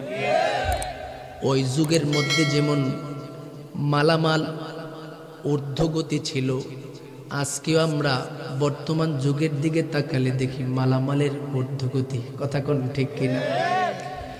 পেঁয়াজের দোকানে গেলে মানব জাতিরা পাগল হয়ে যায়, ডালের দোকানে গেলে টেনশনের মধ্যে পড়ে যায়, চালের দোকানে গেলে টেনশনের মধ্যে পড়ে যায়। ব্যাপার কি? এত পরিমাণের মূল্য যদি বৃদ্ধি হতে থাকে আমরা কি করব? কার কাছে যাব? বেতনই মাত্র কত টাকা পাই, এ টাকা দিয়ে কিভাবে সংসার চালাবো? মালের দাম যে এইভাবে বৃদ্ধি পাচ্ছে, যত প্রকারের সম্পদ রয়েছে সব কিছুর বৃদ্ধি পাইতেছে। এ মুসলমান, সুতরাং ওই যুগে শয়তানের মাধ্যমে যেই রাজ্য প্রতিষ্ঠা করা হয়েছিল, সেই রাজ্যের মধ্যে মানব জাতিরা যেমন মাল সমূহের ঊর্ধ্বগতি দেখেছে, আজকেও আমরা যদি কোনো দেশে, কোনো রাষ্ট্রে, কোনো থানায়, কোনো ইউনিয়নে, কোনো জেলায় এমন ঊর্ধ্বগতি দেখি, তাহলে আমরা বুঝবো তারা মৌলিকভাবে আমাদের প্রশাসন নয়, আমাদের মৌলিকভাবে ইহসানিয়তের রাজা নয়, তারা মৌলিকভাবে আমাদের উপরে ওই শয়তানের মতো জুলুম করার জন্য রাজ্য পরিচালনা করছে। কথা কোন ঠিক? ঠান্ডা কণ্ঠে বলে দিলাম স্পষ্ট করে আপনাদের কাছে, কারণ এটা শয়তানি ছাড়া আর কোনো কিছু না। একের পর এক মালের দাম বাড়তেছে বাড়তেছে, বাড়ার মধ্যে আছে। শুধু কি করবে একটা সাধারণ মদ্যপন্থা যিনি শুধু দিনে আনে দিনই খায়, তিনি কি করবে? চাল কিনতে গেলে অবস্থা খারাপ, পেঁয়াজ কিনতে গেলে অবস্থা খারাপ, কয়েকদিন পূর্বে দেখলাম মরিচ কিনতে গিয়েও অবস্থা খারাপ। কথা কোন ঠিক কিনা? ওই শয়তানের শয়তানি দেখার কারণে রাজ্যের সমস্ত মানুষ পাগলের মতো হয়ে গেল। ডেকে ডেকে বলেন এই বাদশাহকে মানা যাবে না। এই খবর শুনিয়া ওই যে পয়গম্বর সুলাইমান আলাইহিস সালাতু ওয়াস সালাম একজন জিনকে দাঁড় করায় দিয়া গিয়েছিল যে আমি যতক্ষণ পর্যন্ত তোমাকে টয়লেট থেকে এসে নির্দেশ না দিব, ততক্ষণ পর্যন্ত তুমি তোমার চেহারাটাকে এদিকেও নিবা না সেদিকেও নিবা না। ওই ব্যক্তিটা 1 বছর পর্যন্ত এইভাবেই পড়ে আছে। ব্যাপার কি? সুলাইমান নবী কখন আসবে, আমাকে কখন বলবে? আবার এই দিকে দেখতেছি রাজ্যের মধ্যে বিশৃঙ্খলা সৃষ্টি হয়ে গেছে। সুতরাং সেই জিন ব্যক্তিটা চিন্তা করলো এই মুহূর্তে তিনি আর কথা মানবে না। এই বিশৃঙ্খলার সকল প্রকারের জবাব দেওয়ার জন্য তিনি সুলাইমান পয়গম্বর আলাইহিস সালাতু ওয়াস সালামের আদেশের অবাধ্য হয়ে সমস্ত ব্যক্তিদের দিকে তাকায় গেল। তাকায় সাথে সাথে সেই জিনটা দেখে এই রাজ্যের সিংহাসনের মধ্যে যে রাজাটি বসা, এই রাজাটো পয়গম্বর সুলাইমান নয়, এই রাজা হলো তাদের দলের ওই জিন শয়তান। চিনছে কি ব্যাপার কি রে? কারণ জিনে তো জিনরে চিনে, আমরা মানুষ তো জিন্নাতরে চিনি। এখন জিনে বলতেছে এই তুই এখানে কেন রে? এখন তো পাগল হয়ে গেছে, কোথায় যাব? এখন টেনশনে পড়ে গেছি যে এখন তো শেষ, আমার অবস্থা খারাপ, অবস্থা খারাপ, আমি এখন ধরা পড়ে গেছি। একদিকে গোটা রাজ্যের মধ্যে সমস্ত মানুষেরা অশৃঙ্খলতা সৃষ্টি করার জন্য একের পর এক আন্দোলন করতেছে, অপর দিকে আবার ধরা পড়ে দিতেছে। অতি দ্রুত মুকুটকে সামনে রাইখা আংটিটাকে পরিধান করে দৌড়তে দৌড়তে দৌড়তে দৌড়তে ওই আংটিটার আর একটা মুজেজা এমন ছিল যে যদি একটা ব্যক্তি পরিধান করে, জিন হোক যেই পরিধান করে, সে মানুষের মতোই থাকে, সে আর অন্য কোনো কিছু হতে পারে না। যার কারণে আংটি যতক্ষণ থাকবে তিনি আর জিনের রূপ ধারণ করতে পারবেন না। এখন বড় চিন্তায় পড়ে গেছে, রাস্তা দিয়ে হাঁটতেছে হাঁটতেছে ভাবতেছে যে এই আংটি দিয়ে তো, এই আংটি নিয়ে যদি রাখি তো আমি অন্য রূপ ধারণ করতে পারবো না, আমি মিশতেও পারবো না, তাহলে আমার উপরে আঘাতের উপর আঘাত আগমন করবে। যার কারণে এই আংটিটা হাতে না রাখিয়া নদীর মধ্যে ফালাই দিছে। আল্লাহু আকবার বলে দিছে।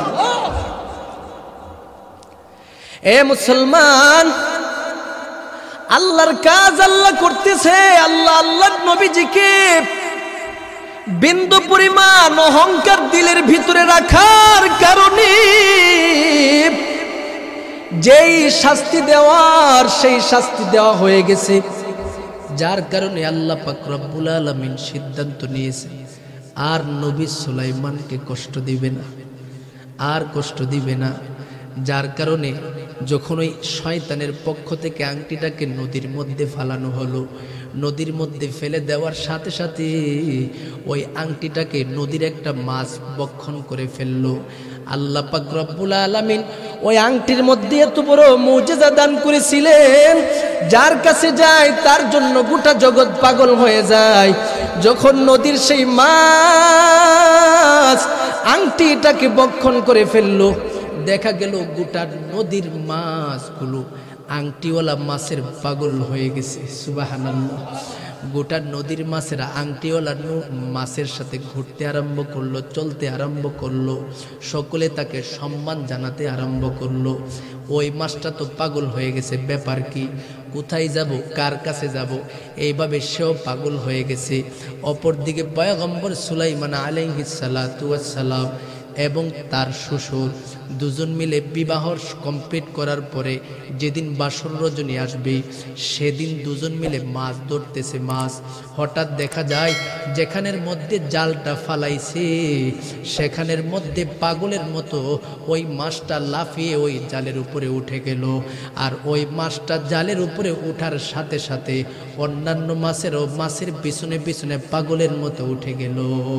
সুবহানাল্লাহ। এ মুসলমান,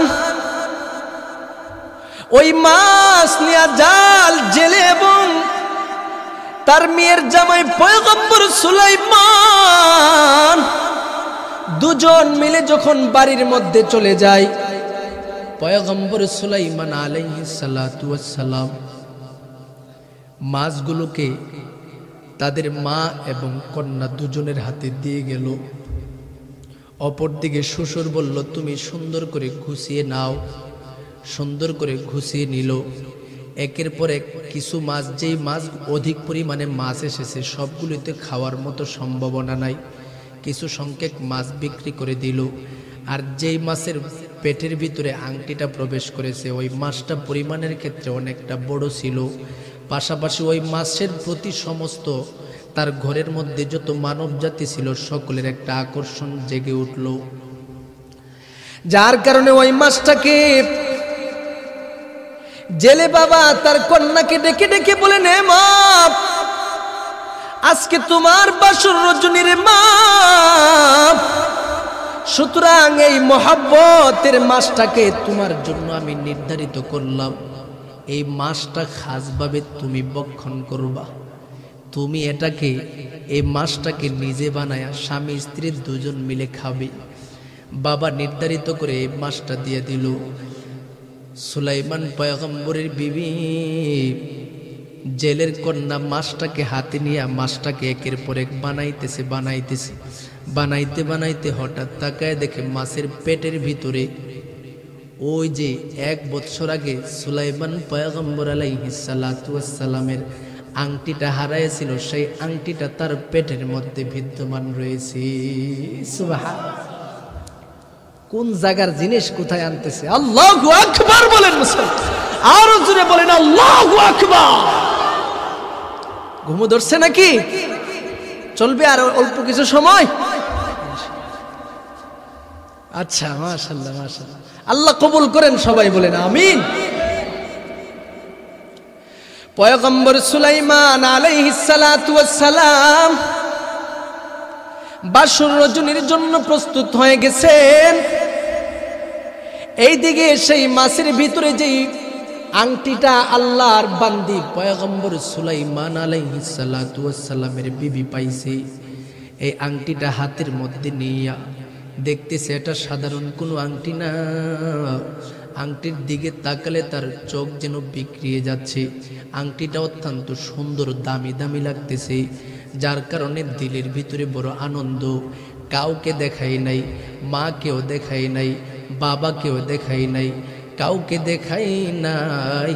আল্লাহর বান্দি পাগলের মতো সেই আংটিটাকে সুন্দর করে তার নিজের কাছে পার্সোনালভাবে রেখে দিল। সে সিদ্ধান্ত নিয়েছে আজকে রজনীতে আমি আমার স্বামীর সম্মুখে আগমন করব। আমি আমার স্বামীর বাড়িতে যেতে পারি নাই, আমার স্বামী আমার বাড়িতে বাসর রজনী করবে। সুতরাং সেখানের মধ্যে আমার স্বামীকে আমি খুশি করানোর চেষ্টা করব। আর সেই খুশিটা সাধারণ কোনো জিনিসের মাধ্যমে নয়, আমার হাতে যে আংটিটা আছে সেই আংটিটা দিয়াই তাকে খুশি করব। আল্লাহু আকবার বলেন। রজনী হয়ে গেল, স্বামী স্ত্রী দুজনের মধ্যে সাক্ষাৎ হয়ে গেছে। রে মুসলমান, কথা বলতেছে রাত্র কি রাত্র একের পরে গভীর হইতেছে।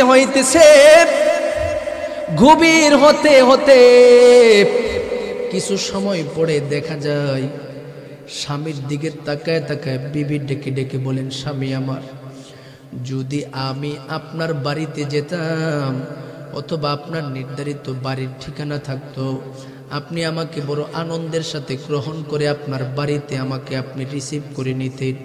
আপনার বাড়িতে যাওয়ার পর আমাকে আপনি বিভিন্ন জিনিস উপহার প্রদান করতেন, কিন্তু আপনার সেই তৌফিক আমার মাওলা আপনাকে দেয় নাই। তবে স্বামী আমার, রাত্র যেহেতু গভীর হয়ে গেছে, এই মুহূর্তে আপনাকে আমার পক্ষ থেকে একটা উপহার প্রদান করব। তবে সেই উপহারটা নেওয়ার পূর্ব মুহূর্তে আপনার কাছে আমার পক্ষ থেকে একটা আবেদন হলো। আপনার পক্ষ থেকে আমার পক্ষ থেকে সে আবেদনটা হলো, আপনার চোখ দুটা বন্ধ রাখতে হবে। স্বামী বলেন, ঠিক আছে, বন্ধ রাখবো। অতঃপর বলেন, আপনার আঙ্গুলটা আমার সম্মুখে দেন। চোখ বন্ধ রাখলেন। 1 2 3 যতক্ষণ পর্যন্ত শেষ না করব ততক্ষণ পর্যন্ত আপনি স্বামী আমার দিকে তাকাতে পারবেন না। এইভাবে কথা সবকিছু কমপ্লিট হয়ে গেল। প্রতিশ্রুতি হওয়ার পর সুলাইমান পয়গম্বর আলাইহিস সালাতু ওয়াস সালাম ওনার হাতটাকে, আঙ্গুলটাকে ওই বিবির সম্মুখে দিয়ে দিল। অতঃপর বিবি তার আঙ্গুলটাকে ধরল এবং বললেন, স্বামী আমার, আপনার চোখটাকে কিছু সময়ের জন্য বন্ধ করেন। 3 যতক্ষণ পর্যন্ত না বলবো খুলবেন না। 1 বলার সাথে সাথে আংটিটাকে সুলাইমান নবীর আঙ্গুলের ভিতরে প্রবেশ করে দিলেন।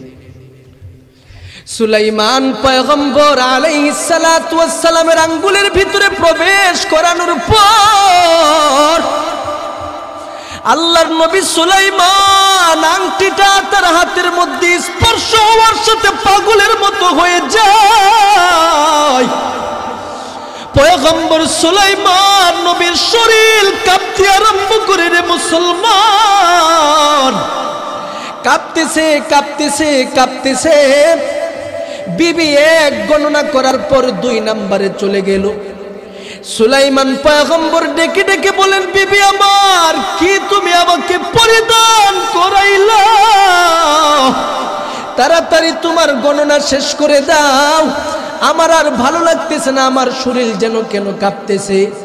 কথাটি বলতে বলতে বারবার শেষ করার পর 1 2 3 এইভাবে যখন বিবি তার সমস্ত গণনা শেষ করে ফেলল, সাথে সাথে সুলাইমান পয়গম্বর তাকায় দেখে তার আঙ্গুলের মধ্যে আজ থেকে 1 বছর পূর্বের যে আংটি হারিয়ে গিয়েছিল শয়তানের হাতে, সে আংটি তার আঙ্গুলের ভিতরে চলে এসেছে।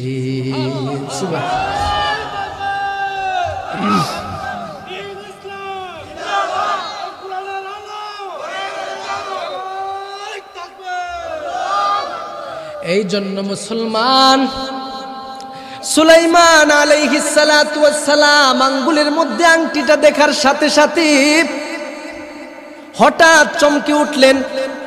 কোন বর্ণনার মধ্যে এসেছে তিনি অজ্ঞান হয়ে জমিনের মধ্যে পড়ে যায়। এইদিকে সেই আংটিটা তার আঙ্গুলের মধ্যে থাকার কারণে কাঁপতে কাঁপতে যখন অজ্ঞান হয়ে পড়ে যায়, কন্যা সন্তান আংটিটা হাতের মধ্যে নিয়ে মায়ের কাছে দৌড় মারল। ডেকে ডেকে বলেন, মা, ব্যাপারটা কি বুঝতে পারি নাই। আমাকে এমন একজন যুবকের কাছে আপনি বিবাহ দিয়েছেন, যেই যুবকের আঙ্গুলের মধ্যে আমি একটা আংটি পরিধান করাইলাম। ওই যুবকটা সহ্য করতে পারে নাই, কাঁপতে কাঁপতে অজ্ঞান হয়ে জমিনের মধ্যে পড়ে যায়। এ স্বামী, এ মা, আমার ওই স্বামীটাকে আমি কিভাবে বুঝ দিব? এখনো তিনি অজ্ঞান হয়ে পড়ে আছেন। এইদিকে মা ডেকে ডেকে বলে, কন্যা, এই তো কোন আংটি, যে আংটি পরিধান করার কারণে তোমার স্বামী অজ্ঞান হয়ে জমিনের মধ্যে পড়ে যায়। এইদিকে বিবি তার কন্যা সন্তান তার মাকে ডেকে ডেকে বলেন, মা, আমার স্বামীর হাতে আংটিটা দিয়েছিলাম, যার কারণে আমার স্বামী পাগলের মতো হয়ে গেছে। তখন মা বলেন, আর এই আংটিটা তার সম্মুখে নিবে না। কিছুক্ষণ পরে ঘরের ভিতরে প্রবেশ করলেন। অতঃপর ডাক দিলেন, পানি মাথার মধ্যে দিয়ে যত ধরনের খেদমত রয়েছে কমপ্লিট করে স্বামীর জ্ঞান ফিরে গেল। জ্ঞানটা ফেরার সাথে সাথে সুলাইমান আলাইহিস সালাতু ওয়াস সালাম ডেকে ডেকে বলেন, বিবি আমার, ব্যাপারটা কি? কিছুক্ষণ পূর্বে যে তুমি আমার হাতে আংটিটা দিয়েছিলে সেটা কোথায়? বিবি ডেকে ডেকে বলেন, স্বামী আমার, আপনাকে সেই আংটি আমি কখনো দিব না, কারণ আপনার হাতের মধ্যে আংটিটা দেওয়ার কারণে আপনি অজ্ঞান হয়ে জমিনের মধ্যে পড়ে গেছেন রে স্বামী। সুতরাং আমি আমার স্বামীর অকল্যাণ চাই না, ক্ষতি চাই না, আর কখনো আপনাকে আমার এই হাতের আংটিটা দিব না, আপনাকে অন্য কিছুর মাধ্যমে আমি উপহার প্রদান করব। পয়গম্বর সুলাইমান আলাইহিস সালাতু ওয়াস সালাম চোখের পানি ঝর্ণার মতো ছেড়ে দিয়ে ডেকে ডেকে বলেন, বিবি, যে আংটিটা তুমি নিয়ে গেছো সে আংটিটা যদি তুমি আবার আমার আঙ্গুলের মধ্যে পড়ায় দাও, আমি তোমার দিলের ভিতরে সর্বশ্রেষ্ঠ যে মাকাসাত রয়েছে, তোমার দিলের ভিতরে যেই বড় একটা আফসোস রয়েছে, সকল প্রকারের আফসোস আমি তোমার ব্যাপারে পূর্ণ করে দিব। এবার বিবিকে ডেকে ডেকে বলেন, বিবি আমার, তুমি আমার আংটিটা নিয়ে আসো, তোমার দিলের যত আফসোস রয়েছে সব কিছু আমি পূর্ণ করে দিব। এইদিকে বিবি চলে গেল আংটি আনার জন্য, মায়ের কাছ থেকে আংটিটা আনলো, অতঃপর স্বামীর কাছে আংটিটা নিয়ে আসলো। আংটিটা তার স্বামীর আঙ্গুলের ভিতরে যখন প্রবেশ করায় দিল, অতঃপর বিবির দিকে তাকায় ডেকে ডেকে বলেন, বিবি, আমি কে, তুমি কে আমাকে চিনো? আমি কিন্তু পূর্বে তোমার বাবার কাছে আমার মৌলিক পরিচয়টা দেই নাই, আমি কিন্তু তোমার মায়ের কাছে আমার মৌলিক পরিচয়টা দেই নাই। যেহেতু আমার আংটি আমার হাতে ফিরে আসছে, আমি আমার পরিপূর্ণ পরিচয় তোমার কাছে দিয়ে দিলাম। আমি হলাম জমানার বাদশাহ পয়গম্বর সুলাইমান আলাইহিস সালাতু ওয়াস সালাম। সুবহানাল্লাহ। এ মুসলমান, আল্লাহর নবী পয়গম্বর সুলাইমান আলাইহিস সালাতু ওয়াস সালাম পরিচয় দিয়ে দেয়। এবার বিবি পরিচয়টা শোনার সাথে সাথে চোখের পানি ঝর্ণার মতো ছেড়ে দেয়।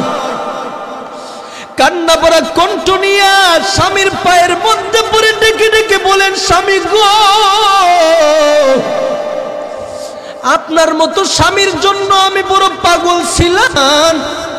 আমার দিলের ভিতরে শুধুমাত্র একটাই মাকসাদ, আপনার কাছে আমি এই মুহূর্তে বর্ণনা করতেছি, সেটা হলো আপনি বাদশাহ, আপনি রাজা, আপনি ক্ষমতাসীন, এই জন্য আপনার কাছে আমি বিবাহ বন্ধনে আবদ্ধ হতে চাই না। আমার দিলের ভিতরে শুধু একটাই মাকসাদ, সেটা হলো আমার স্বামী এমন একজন স্বামী হবে যেই স্বামীটার হাত ধরে আমি জান্নাত পর্যন্ত পৌঁছতে পারবো। এ পর্দার অন্তরালের মা, আপনারা কি সেই সাধারণ জেলের কন্যার মতো হতে পারেন না? নিজের কন্যাটিকে কি সেই জেলের কন্যার মতো বানানোর জন্য ইচ্ছা পোষণ করতে পারেন না রে মা? একটু দিলের কান লাগায় শুনেন না রে মা, অনুরোধ করে বলতেছি। নিজে যেহেতু বৃদ্ধা হয়ে গেছে, অথবা নিজের কন্যা সন্তান আছে, নিজে হয়তো আল্লাহওয়ালা বুজুর্গানে দিনের কাছে বিবাহ বন্ধনে আবদ্ধ হতে পারেন নাই, কিন্তু আপনি এখন থেকে একটা ইচ্ছা পোষণ করে নিয়ত করে নেন, যেখানেই আপনি যাবেন, যেখানেই যাবেন, যেখানেই থাকবেন, নিজের কন্যা সন্তানটিকে যেখানেই বিবাহ দিবেন, সেই ব্যক্তিটা যেন আল্লাহওয়ালা বুজুর্গ হয়, সেই ব্যক্তিটা যেন তাকওয়াওয়ালা হয়, সেই ব্যক্তিটা যেন আমলি হয়। শুধু সম্পদের দিকে তাকায় বিবাহ দেওয়ার নিয়ত করবেন না, নিয়ত শুধু একটাই থাকবে, আমার নবীজি বলেছেন, দুনিয়াতে উলামা ইকরামরা যারা হক্কানিয়তের ভিত্তিতে আমলের সাথে জীবন চালাবে তারা আল্লাহর দরবারে সুপারিশ করতে পারবে। আপনি যদি আপনার কন্যাটিকে সেই হক্কানি আমলওয়ালা আলেমের কাছে বিবাহ দিতে পারেন তাহলে আপনিও আশা করতে পারেন জান্নাতি হতে, পাশাপাশি আপনার কন্যাটিও তার হাতে ধরে জান্নাতি হতে পারবে। সুবহানাল্লাহ। এই জন্য মুসলমান আলোচনা আর লম্বা করব না, একজন লোক উঠবেন না, দোয়া শেষ করে কান্নাকাটি করে ময়দান থেকে যাব, রাজি আছি তো ইনশাআল্লাহ? এ মুসলমান, শেষ পর্যন্ত পয়গম্বর সুলাইমান আলাইহিস সালাতু ওয়াস সালাম তার বিবিকে নিয়ে রাজ্যের মধ্যে চলে গেল। সেখানের মধ্যে যাওয়ার পর দেখে এই সমস্যা, তার রাজ্যের মধ্যে শয়তান বাদশাহিত্ব পালন করেছে, সব কিছু উনি খুলে বলেছে। সেখান থেকে পয়গম্বর সুলাইমান আলাইহিস সালাতু ওয়াস সালাম স্পষ্টভাবে একটা বিষয় তার কাছে বিষয় নির্ধারিত একটা বিষয় বুঝে এসেছে, সেটা হলো দুনিয়াতে যারাই তার দিলের ভিতরে বিন্দু পরিমাণের বিনয়বিহীন অহংকার রাখে তাদেরকে আল্লাহ পাক রব্বুল আলামিন পতনের ঘন্টা বাজায় দেয়। কথা কোন ঠিক কিনা? আর এই শিক্ষাটা দেওয়ার জন্যই আল্লাহ তাআলা পয়গম্বর সুলাইমান আলাইহিস সালাতু ওয়াস সালামকে 1 বছর এমন কষ্টতে রাখছে।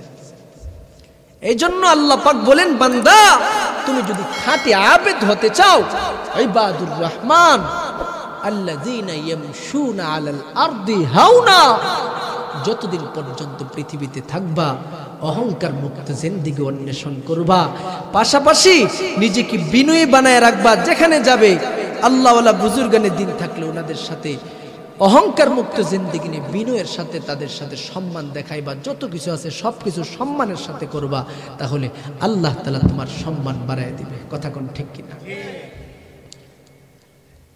এই জন্য খাঁটি আবেদ যদি হতে চাই, প্রথম নাম্বার গুণ হলো অহংকার মুক্ত জিন্দেগি অন্বেষণ করতে হবে। কথা কোন ঠিক কিনা? দ্বিতীয় নম্বরে আল্লাহ পাক রব্বুল আলামিন বলেন, ওয়াইদা খাতাবাহুমুল জাহিলুনা ক্বালু সালামা, আমার খাঁটি বান্দা তো তারা, তাদের সম্মুখে যখন ওয়াইদা খাতাবাহুমুল জাহিলুন, জাহেলরা যখন তাদের সামনে আবুল তাবুল যা ইচ্ছা তাই বক্তব্য দেয়, অজ্ঞতার কারণে যেভাবে ইচ্ছা সেভাবে গালাগালি করে, তখন আবেদ বান্দা যারা গালির বদলা কখনো গালি দিবে না, তারা বলবে ক্বালু সালামা। সুবহানাল্লাহ বলেন, ক্বালু সালামা, তারা গালির বদলা গালি না দিয়ে প্রতিশোধমূলক বলবে আসসালামু আলাইকুম। সুবহানাল্লাহ বলেন, তারা বলবে আসসালামু আলাইকুম, তোমার উপরে শান্তি বর্ষিত হোক, তোমার শান্তির জন্য তারা দোয়া করবে। এটাই খাঁটি আবেদদের। বিস্তারিত আলোচনা করার মতো সময় আপনাদেরকে আর দিতে পারছি না, আর এত বড় লম্বা ইতিহাস আমার বলারও কোনো প্রয়োজন ছিল না। শুধু বলছি এই জন্য যে একদিকে একটা আমলের অহংকার মুক্ত জিন্দেগি আমরা অন্বেষণ করতে পারবো, আরেকদিকে আপনাদের এলাকার যুবক ভাইরা আমার কাছে রিকোয়েস্ট করছে যে হুজুর আপনার কাছে একটা আবেদন, সেটা হলো সুলাইমান আলাইহিস সালাতু ওয়াস সালামের আংটির ঘটনাটা একটু বললেন, যার কারণে আপনাদের সম্মুখে উপস্থাপন করলাম। আল্লাহ তাআলা আমাদের সকলকে যে তেলাওয়াতকৃত আয়াত উপস্থাপন করেছি, আয়াতের মধ্যে আল্লাহ তাআলা আবেদ বান্দার খাঁটি গুণ শুধু 2টা বলেছেন, বাকি আরো 6টা বাকি আছে। এগুলি ভবিষ্যতে যদি সুযোগ পাই ইনশাআল্লাহ বাকি 6টা গুণ বলবো। এখন শুধু 2টা গুণের উপরে কথা বললাম। 1 নাম্বার হলো আবেদ বান্দা যারা হবে তারা হাওনা হবে, বিনয়ী হবে। 2 নাম্বার আবেদ বান্দা যারা হবে গালির বদলে গালি দিবে না, গালির বদলে সম্মান এবং সালাম দিবে। কথা কোন ঠিক কিনা? এই গুণটি আমাদের মধ্যে আনতে পারবো না, রাজি আছি না? আল্লাহ তাআলা আমাদের সবাইকে যে 2 গুণের উপরে আলোচনা করেছি আমল করার মতো তৌফিক দান করেন। সবাই বলেন আমিন। হুজুরের পরবর্তী ওয়াজ আসিতেছে আমাদের ইউটিউব চ্যানেলে, তাই সাবস্ক্রাইব করে সাথেই থাকুন।